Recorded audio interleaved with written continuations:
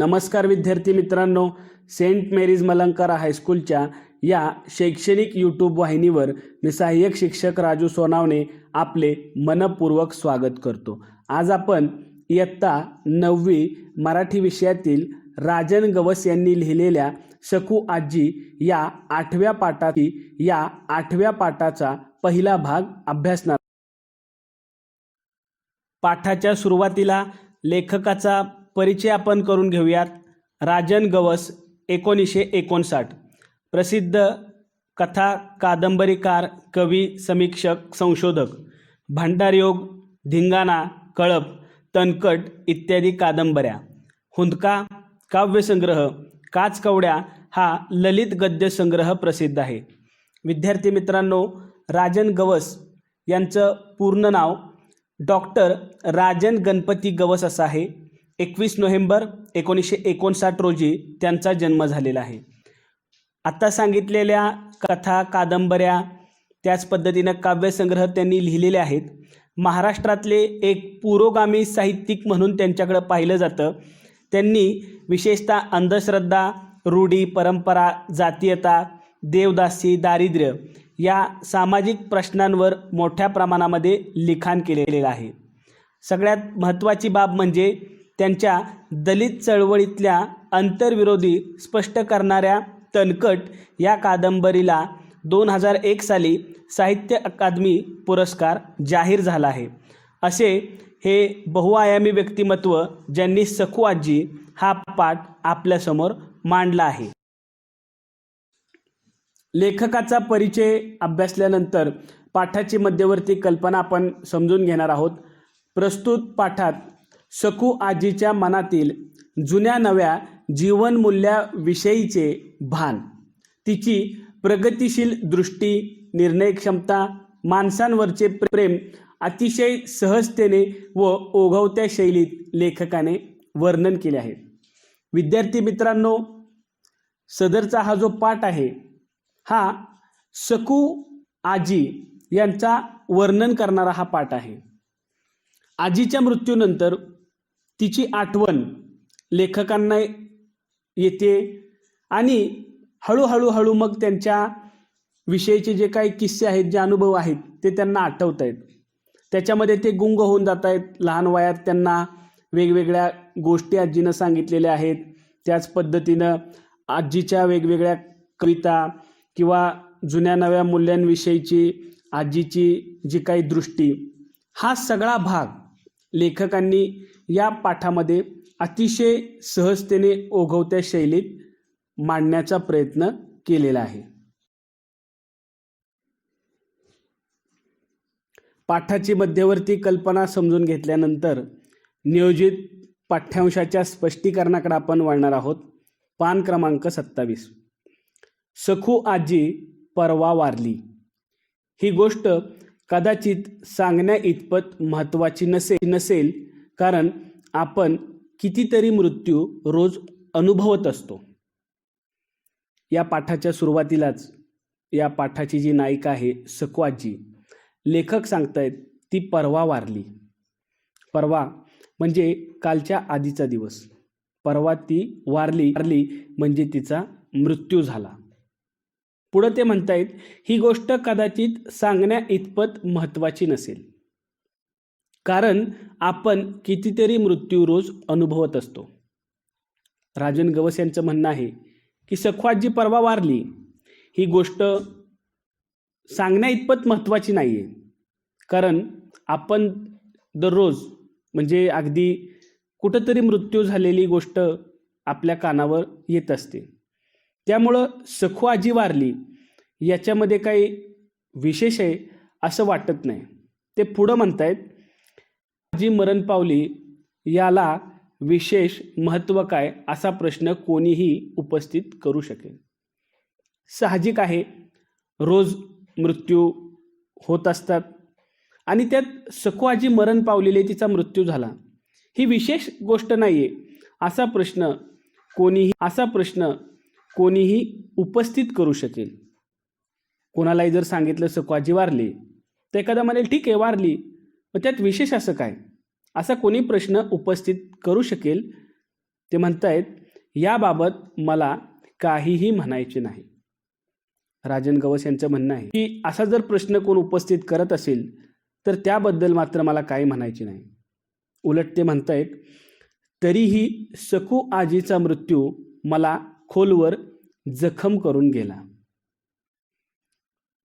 प्रश्न उपस्थित होणार आहेत, सकू आजी गेली, वारली, ते काही विशेष महत्त्व नाही.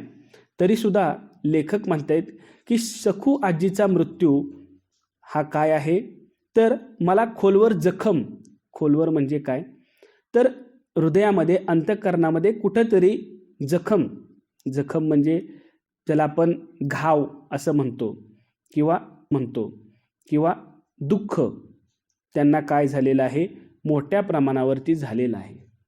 सकू आजीमुळं ते हळहळलेले आहेत, त्याचा मोठा घाव त्यांना खोलवर झालेला आहे. आपलं असं काही हरवलं असं मला आजही वाटते. म्हणतायत, सकू आजी वारलेल्याचं इतर कोणाला विशेष नसेल, मात्र सकू आजीच्या मृत्यूमुळे मला जखम झालेली आहे आणि माझं आपलं स्वतःचं असं काहीतरी हरवलं आहे, याची मला खंत आहे. हे मला आजही वाटतं की सकू आजी गेली आणि माझं असं काहीतरी हरवले. माझ्या जगण्यातलं एक शुभ्र निरभ्र काही संपलं अशी एक पोकळी वाढते. माझ्या जगण्यातलं, लेखकांच्या जगण्यातलं म्हणजे त्यांच्या जीवनामध्ये सकू आजीचं एक आगळं वेगळं स्थान होतं. ते म्हणतायत, एक शुभ्र निरभ्र, शुभ्र निरभ्र म्हणजे स्वच्छ, असं संपलं अशी एक पोकळी वाढते. शुभ्र निरभ्र काही त्यांच्या आयुष्यामध्ये सकू आजीच्या रूपानं होतं, ते सकू आजीच्या जाण्यानं काय झालेलं आहे, संपलेलं आहे. आणि एक पोकळी म्हणजे त्या सकू आजीबद्दलची त्यांच्या मनामध्ये जी जागा होती, ती जागा आता काय झालेली आहे, रिक्त झालेली आहे, मोकळी झालेली आहे. त्या ठिकाणी आता पोकळी वाढलेली आहे. सकू आजीबद्दल ते पुढं म्हणतायत, कोण सकू आजी, माझी कोण लागत होती ती, कोणीच नाही. लेखक सांगतायत, सकू आजी गेलेल्याचं मला खूप दुःख झालं आहे. शुभ्र निरभ्र माझ्या आयुष्यातलं गेलेलं आहे, पोकळी निर्माण झाली. ही सकू आजी माझी नेमकी कोण आहे? सकू आजी माझी कोणीही लागत नव्हती. ते म्हणतायत, ना माझ्या जातीची ना पातीची, पण तरीही ती माझ्या जवळची होती. ना माझ्या जातीची, भारत देशामध्ये तरी विशेषतः जातीपातीला विशेष महत्त्व दिलं जातं. ही जी सकू आजी आहे ती तर माझ्या जातीची सुद्धा नाही आहे. आणि विशेष म्हणजे जरी जातीची नसली तरी ती माझ्या जवळची होती. रक्ताच्या माणसा इतकीच. रक्ताची नाती असतात जे आपल्याला जन्मानं मिळतात, तर या जन्मानं मिळालेल्या रक्ताच्या नात्यासारखी सकू आजी मला जवळची होती, असं लेखक आवर्जून नमूद करतायत. सकू आजीचं वय वर्ष 90. सकू आजी ज्यावेळेस म्हणजे मरण पावलेली त्यावेळेस तिचं वय वर्ष 90 आहे. खूप दीर्घ आयुष्य सकू आजीला मिळालेलं आहे. सकू आजीचं वर्णन करताना ते सांगतायत, हातात काठी, वाकून कमान झालेलं शरीर. साधारणतः वय झालं, वृद्ध होत चालली माणसं की त्यांच्या हातामध्ये काठी येत असते, कारण त्यांचं जे शरीर आहे त्याचा तोल जातो. त्यामुळं हातामध्ये काठी घेतात जेणेकरून त्यांना स्थिरतेनं चालता येतं. सकू आजीच्या हातामध्ये सुद्धा काठी आहे. वाकून कमान झालेलं शरीर. सकू आजीचं शरीर हे वाकून पूर्णपणे काय झालेलं आहे, कमान झालेलं आहे. खूप वाकलेली आहे आजी. चेहरा सुरकुत्यांनी भरलेला.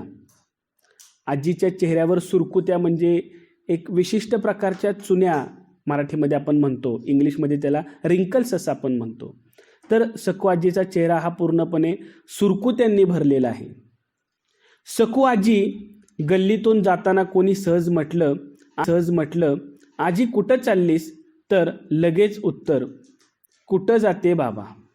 बघा, सकू आजी गल्लीतून म्हणजे 2 घरांच्या मध्ये जी छोटीशी जागा असते त्याला आपण मराठीमध्ये गल्ली असं म्हणतो. त्या गल्लीतून आजी जर असेल आणि त्यावेळेस जर तिला कुणी सहज विचारलं की आजी तू आता कुठं चाललीस, तर आजी लगेच उत्तर देते, कुठं जाते बाबा, म्हणजे कुठं जातोय बाबा, मी कुठेही जात नाही. ती म्हणते, म्हातारं माणूस हाडं गेली वड्याला, बघा माझ्या मड्याला. म्हातारं माणूस, म्हातारं वृद्ध वयस्कर आहे, हाडं गेली वड्याला.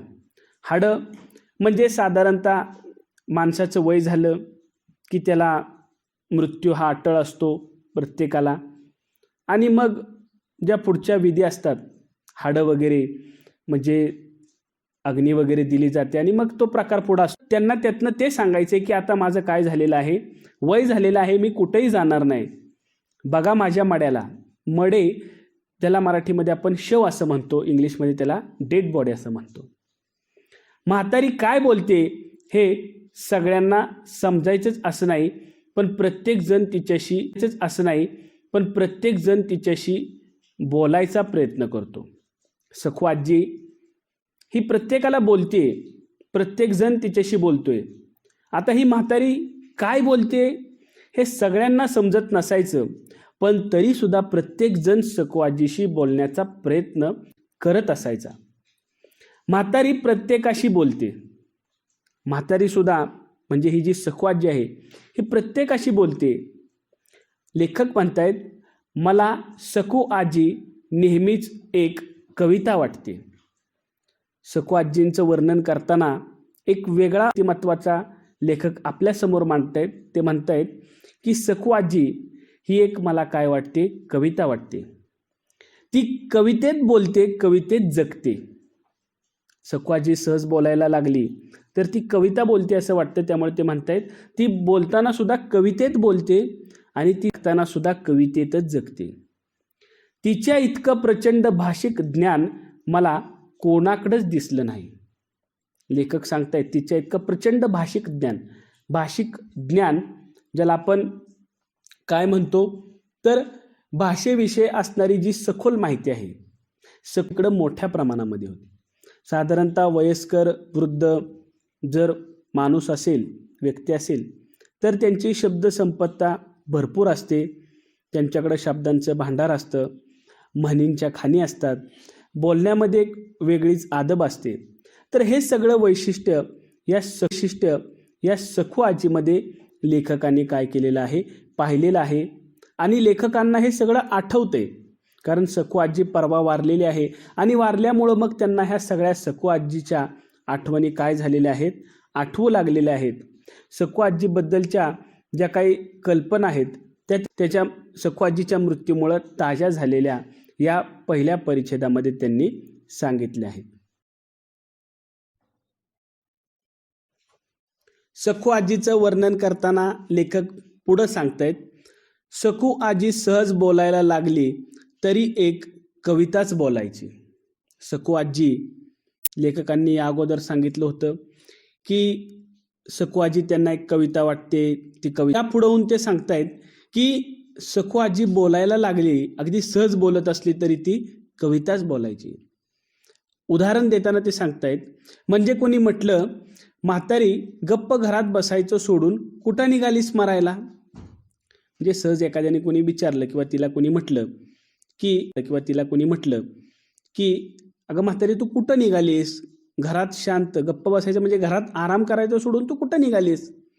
तर सखू आजी काय म्हणते, तर ती लगेच म्हणायची, मरण लोकाला सरण दिक्काला, माझं कपाळ भरलं आबाळ, मरलूस झिजलं कानूस, म्हातारी नवसाची भरून उरायची. हे सगळं ती जुळवून बोलायची असं नाही, पण ती बोलायला लागली की आपोआपच तिच्या तोंडातून ते बाहेर यायचं. बघा, म्हणजे उदाहरणासाठी इथं लेखकांनी एक सांगितलेले की अगदी सहज म्हातारीला जर म्हटलं की तू कुठं निघालीस, तर मग म्हातारीने लगेच ते मरण लोकाला वगैरे वगैरे अशी एक वेगळी कविताच म्हातारी ती काय करते, सखू आजी बोलते. म्हणजे ती बोलताना अगदी शब्द जुळवते आणि शब्दांची जुळणी करून ती कविता गाते असं नाही. ती सहज असली तरी ती कवितेतच बोलायची, तिच्या ते तोंडातून आपसुकच बाहेर पडायचं. इतकी सहज कविता सखू आजी करत असायची. ते लेखक पुढं म्हणतायत, तिच्याशी बोलताना एक अवर्णनीय आनंद मिळायचा. सखू आजीशी बोलताना एक अवर्णनीय म्हणजे ज्याचं वर्णन करता येणार नाही इतका मोठा आनंद जास्त त्यांना मिळत असायचा. लहानपणी शाळेला जाता जाता आजी आम्हाला गोळा करून बसायची. लेखक ज्यावेळेस लहान होते त्यावेळेस ते शाळेत जायचे आणि मग शाळेत जाताना या विद्यार्थ्यांना या मुलांना ही सखू आजी काय करायची, गोळा करायची, एकत्र करून बसवायची. शेतातल्या देवाच्या गोष्टी सांगायची. विशेषतः वृद्ध आजी आजोबांना आपण नेहमीच गोष्टी विचारतो. ही सखू आजी सुद्धा शेतातल्या ग्रामीण भागात या लेखकांचं झाल्यामुळं, सखू आजी ग्रामीण भागात असल्यामुळं तर शेतातल्या देवाच्या गोष्टी सखू आजी या मुलांना सांगत असायची. आजीची गोष्ट कधी कधी आठवडा चालायची. सखू आजी खूप मोठ्या गोष्टी सांगते. अगदी 8 दिवस म्हणजे एक गोष्ट, इतक्या मोठ्या गोष्टी सखू आजी या मुलांना सांगायची. शाळेला जाताना काही वेळ, शाळेहून येताना काही वेळ, असा तो ठरलेला कार्यक्रम असायचा. म्हणजे सकाळी शाळेत निघाल्यानंतर थोडा वेळ थांबून गोष्टी ऐकायच्या, शाळा सुटल्यानंतर परत घरी जाताना थोडा वेळ थांबून या सखू आजीच्या गोष्टी ऐकायच्या. असा हा ठरलेला त्यांचा नियमित, अगदी दररोज हा कार्यक्रम, म्हणजे असं त्यांचं डेली रुटीन होतं. शाळेला जाताना काही वेळ ते थांबायचे, येताना थांबत असायच्या. एकदा आजीनं एक गोष्ट सहज केली आणि संपवली, पण ती माझ्या मनात दीर्घकाळ रेंगाळली. आजी नेहमीच गोष्टी सांगते, दररोज सांगते, परंतु आजीने अशी एक गोष्ट एकदा सांगितली आणि ती गोष्ट अगदी आठवडाभर नाही चालली, लवकर संपली. परंतु लेखक म्हणतायत की ती माझ्या मनात दीर्घकाळ रेंगाळली म्हणजे बराच कालावधी ती गोष्ट त्यांना आठवत राहायची. काही ठराविक दिवसांनी त्यांना ती आठवायची. आजीनं ती गोष्ट अशी सांगितली होती. आजी म्हणाली, शेतात एक साप होता. शेत म्हणजे रानामध्ये एक साप होता. झाला त्याचा म्हणजे त्या सापाचा माणूस झाला. त्याला पंख फुटले, म्हणजे त्या सापाचा माणूस झाला आणि त्या माणसाला काय झालेले, पंख फुटलेले आहेत. तो समुद्रावर गेला. पंख फुटल्यामुळं तो काही एका जागेवर थांबलेला नाही, तो उडून समुद्रावर गेला. 4 तपश्चर्या केली. 4 तप म्हणजे साधारणतः 12 वर्षांचं एक तप असतं आणि 4 म्हणजे 12 × 48 वर्ष तपश्चर्या म्हणजे काय तर साधना. कोणी, त्या सापाचा जो माणूस झाला होता आणि त्याला पंख फुटल्यावर तो समुद्रावर गेला आणि तिथे त्यानं 48 वर्ष काय केलेले आहे, तपश्चर्या केलेली आहे. तिथून तो परत आला, त्याचा बैल झाला. तो माणूस तपश्चर्या करून आला आणि त्याचा बैल झाला. खांदा मळला.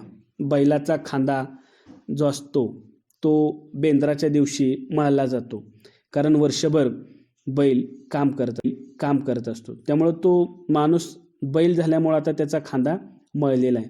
नांगर जुंपला. तो बैल आहे, मग बैलाची कामं त्याला करावी लागणार, त्यामुळं काय झालेले तर त्याला नांगर जुंपलेला आहे. फाळाला नागिन डसली. नांगरीचा जो लोखंडी फाळ असतो त्या फाळाला काय नागिन डसली, म्हणजे तिनं दंश केला. बैलाची दातकुडी बसली.